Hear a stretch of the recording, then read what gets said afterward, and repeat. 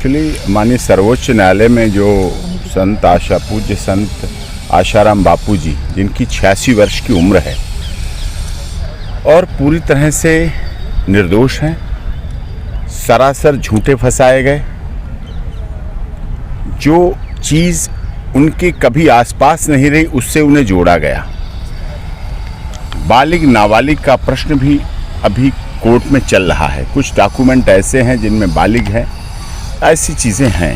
एक 86 वर्ष के संत की जो जमानत है मेडिकल आधार पर, शरीर उनका केवल अपने तपोबल से, श्रद्धा से, आस्था से, जो उनकी धार्मिक शक्ति है, केवल उसके बल पर वो चल रहे हैं। जो उनके जीवन में ब्रह्मचर्य का महत्व रहा है। बापूजी ने सदैव हमारे देश की पाश्चात्य सभ्यता, संस्कृति को पीछे हटाया। भारतीय सभ्यता, भारतीय संस्कृति, सनातन पद्धति, सनातन रीति रिवाज को ऊंचा उठाया और इसीलिए उनके ऊपर इस तरह के मनगढ़ंत साजिशन, एक प्लान के तहत ऐसे आरोप लगाए गए जिससे सनातन संस्कृति को रोका जा सके। उन्होंने उस समय लगातार काफ़ी संघर्ष किया और उस संघर्ष उनका आज भी जारी है। चाहे उनकी पवित्र जो पुस्तिका है वो वितरण हो, चाहे औषधि वितरण हो, और सदैव उन्होंने अंग्रेजी दवाएं की विरोध किया। तो वो संत कैसे इंग्लिश मेडिसिन और एम्स और इसके इलाज पे चले जाएं? वो आयुर्वेद से अपना इलाज कराना चाहते हैं। आज भी वो आयुर्वेदिक पर आधारित हैं। जेल में भी वो आयुर्वेद का ही सब कुछ प्रयोग करते हैं, रखते हैं, और आयुर्वेद के द्वारा उनकी जो आयुर्वेद पद्धति है उसको सर्वमान्य भी है।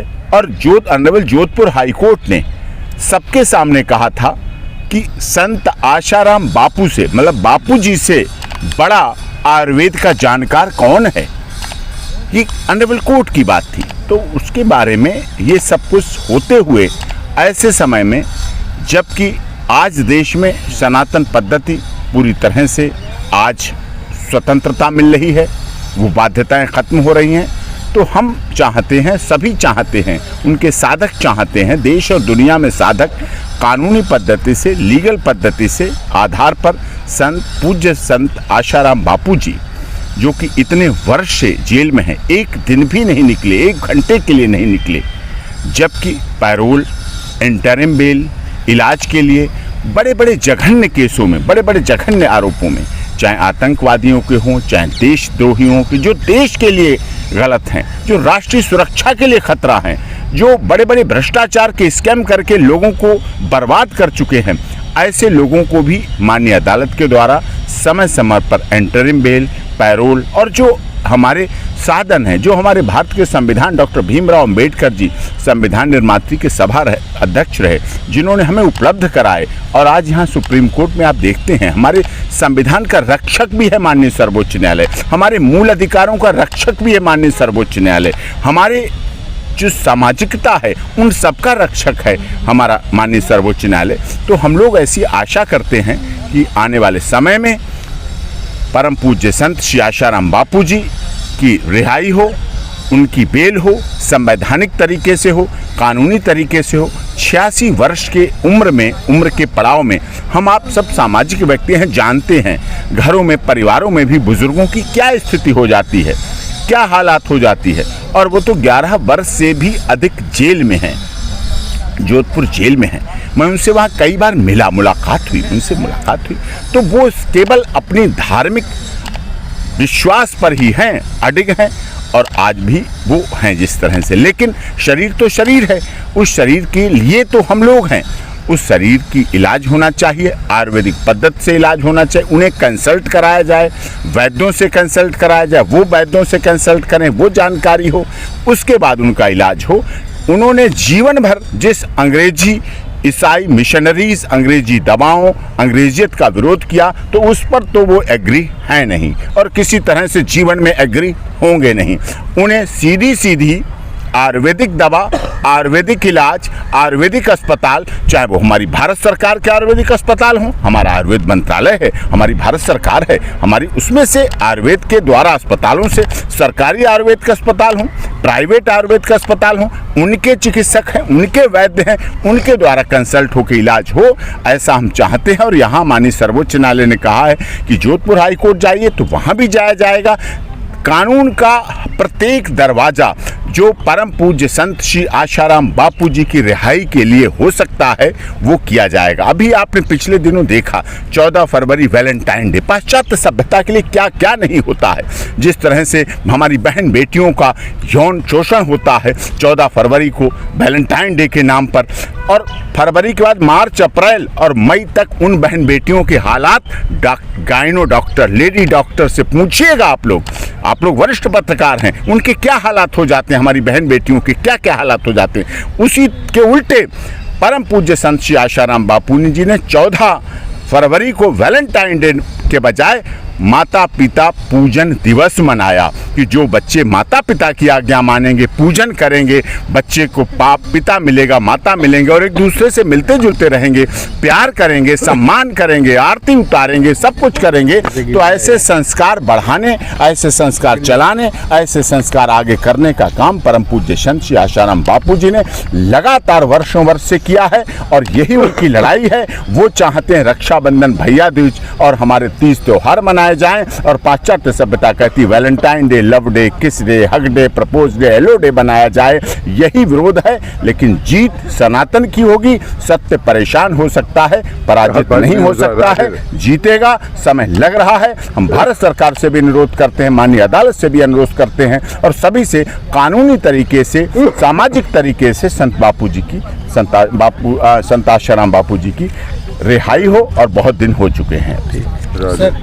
देखिए, ये बहुत गलत हुआ है। ये जो संतों पर अत्याचार हो रहा है, हिंदू धर्म पर अत्याचार हो रहा है, और अत्याचार करने वाले हमारे पीछे बैठे हैं, ये बहुत गलत कर रहे हैं। और ये इनके अन्याय की इंतहा हो चुकी है। जितना अन्याय यहाँ हो रहा है ना, यहाँ कोई न्याय नहीं चल रहा, यहाँ तो न्याय से खिलवाड़ चल रहा है। ये झूठी शपथ लेते हैं न्याय के प्रति। राष्ट्रपति के समक्ष जो ये सुप्रीम कोर्ट के जज हैं, ये झूठी शपथ ले रहे हैं कि हम भारत सरकार के कानून को मानते हैं, उसके प्रति वफादार हैं। यहाँ तो इनकी तो भर्ती इंग्लैंड से हो रही है। ये तो लिख कर दे देते हैं इसको जज बनाओ, और राष्ट्रपति को मजबूर करते हैं। ये जिनकी भर्ती इंग्लैंड से हो रही है, जो हमारे अंग्रेज धर्म को कुचलने लगे थे, हमारे मंदिरों की सारी मूर्तियाँ उठाकर इंग्लैंड के अजाब घर में ले गए। उन अंग्रेजों, हमारा कोणार्क का सूर्य मंदिर बंद कर दिया। उन अंग्रेज़ों से किसी भी प्रकार की, या उन अंग्रेज़ों के जो एजेंट बैठे हुए हैं, उनसे किसी भी प्रकार की ना तो हमें हमदर्दी है और ना ही हमें उनसे उम्मीद है। आज एक आशाराम बापू हमारे 86 साल के हैं, बीमार पड़े हैं, मरणासन स्थिति में हैं, हार्ट अटैक हो चुका है। उनको नहीं छोड़ेंगे ये, क्योंकि वो हिंदू धर्म के महान संत हैं, संत शिरोमणि आशाराम बापू हैं। किंतु तीस्ता शीतलवाड़ा आएगी, वरवरा आएगी, सुधा भारद्वाज आएगा, गौतम नवलखा आएगा, उसके तुरंत जमानत दे देंगे। चिकित्सा आधार पर इन्होंने वरवर राव को जमानत दी है। चिकित्सा आधार पर इन्होंने सुधा भारद्वाज को जमानत दी है। चिकित्सा आधार पर गौतम नवलखा को उसके घर में नजरबंद कर दिया है। और कौन है ये वो लोग हैं जो हमारे प्रधानमंत्री की हत्या करने की साजिश रची थी। भीमा कोरेगांव मामले में, जिसमें एक पी सामंत नाम का एक सुप्रीम कोर्ट का जज भी उनका लीडर बना हुआ था, इन सब ने मिलकर हमारे प्रधानमंत्री श्री नरेंद्र मोदी की हत्या करने की साजिश रची थी। और उसमें रोनाल्ड विल्सन नाम का एक अभी भी गिरफ्तार है। इसके अलावा देशद्रोह के जुर्म में जो जी साई बाबा गिरफ्तार हुआ था, जीएन साई बाबा, उसको भी इन्होंने छोड़ दिया है। उसको घर में, वो बीमार है, लंगड़ा है। अरे लंगड़े का दिमाग तो देखो, लंगड़े का दिमाग क्या है। वो हमारे 76 सैनिकों को एक दिन में मरवाने की व्यूह रचना रचता था। ये नक्सली आतंकवादियों के जितने गिरोह हैं, जितने सरगना हैं, वो दिखावटी सरगना है। असली सरगना तो हमारे पीछे बैठे हुए हैं। तो क्या ये लोग, उच्च न्यायालय से आपका विश्वास खत्म है? यह न्याय थोड़ी हो रहा है। यहाँ तो मेरे जैसे व्यक्तियों को न्याय के नाम पर लड़ा जाता है। हिंदुस्तान का कानून कहता है, मूल अधिकार कानून 20(2) कहता है कि किसी व्यक्ति को एक अपराध के लिए एक से अधिक बार अभियोजित और दंडित नहीं किया जाएगा। मेरे व्हाट्सएप मैसेज गया मेरे उससे, उसमें संदेश गया कि सुप्रीम कोर्ट के जिस मुख्य न्यायाधीश शरद अरविंद बोबड़े ने भगवान जगन्नाथ की रथ यात्रा पर रोक लगाई है, उसके घर पर उसको जूते मारने चलना है। जूता मारा नहीं गया, जूता लगा नहीं, घर का घेराव नहीं किया गया। मेरे खिलाफ एक ही अपराध में 4 मुकदमे दर्ज कर दिए इन्होंने। यहाँ तक कि बोबड़े ने और दीपक मिश्रा ने मेरी हत्या की साजिश रची, क्योंकि मैं इनके जो इनका ये अन्याय चल रहा है उसके खिलाफ खड़ा हुआ हूँ। अरे तुमने जब संविधान पर हाथ रखकर शपथ लिया तो संविधान का पालन करो। हिंदुस्तान का कानून कहता है कि एक व्यक्ति को एक अपराध के लिए 1 से अधिक बार अभियोजित और दंडित नहीं किया जाएगा। हिंदुस्तान का कानून इतना कमजोर नहीं है कि मुकेश जैन पर एक अपराध के लिए दिल्ली में मुकदमा दर्ज हो जाएगा, कटक में मुकदमा दर्ज हो जाएगा, बालेश्वर में मुकदमा दर्ज हो जाएगा, भद्रक में मुकदमा दर्ज हो जाएगा और गाली देने के अपराध में आजीवन कारावास का मुकदमा दर्ज हो जाएगा। किंतु सब इनके सिखाए हुए बैठे हैं, चेले चपटे वकील बैठे हैं। सब इन वकील नहीं है, यहाँ पर वकीलों का गिरोह है, वो इनके दलाली कर रहा है। इनके दलाल में बैठे हैं कि कितना 100 करोड़ की रिश्वत ये लोग खाते हैं, जो पीछे बैठे हुए ये लोग, ये छोटे मोटे लोग नहीं है। मारने वाले जी जो मोदी जी को मारने का प्लान बनाए थे वो लोग छूट गए हैं। सबको छोड़ दिया इन्होंने क्या करके। हमारे चंद्रचूड़ साहब बहुत बड़े नक्सली आतंकवादियों के पैरोकार हैं। ये तिस्ता फिजलवाड़ के लिए रात के उसकी याचिका को यदि सुप्रीम कोर्ट हाई कोर्ट खारिज करता है तो भरतनाट्यम चल रहा है सुप्रीम कोर्ट के एक जस्टिस की लड़की का। तो गिरफ्तारी अरेस्ट को कोई प्राविधान? अरे ये आतंकवादियों सरगना पीछे बैठे हुए हैं। जितना हिंदुस्तान में आतंकवाद, जितना नक्सलवाद है, जितना देशद्रोह है, सब इनके कारण, क्योंकि ये सारे देशद्रोह को छोड़ते हैं। देशद्रोह से इनकी यारी है। जितने भी देश के दुश्मन हैं ये सब इनके यार बने बैठे हैं। ये लोग तो ये 100 करोड़ की रिश्वत खाते हैं। ये छोटे मोटे इनकी को अब तक क्यों नहीं रिहा किया गया? दारा सिंह उन ईसाई आतंकवादियों के, नक्सलवादियों के खिलाफ बोल रहा है, उनके खिलाफ लड़ रहा है।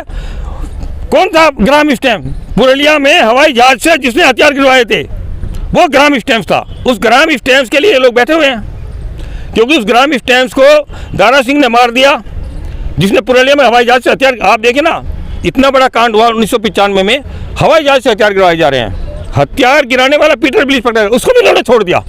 बोले यहाँ की जेलें ठीक नहीं है, 10 साल हो गए, 10 साल में उसको इंग्लैंड भेज दिया गया। किमडे भी फरार है, उसके लिए नहीं कहेंगे कि किमडे को गिरफ्तार करके लाया जाए।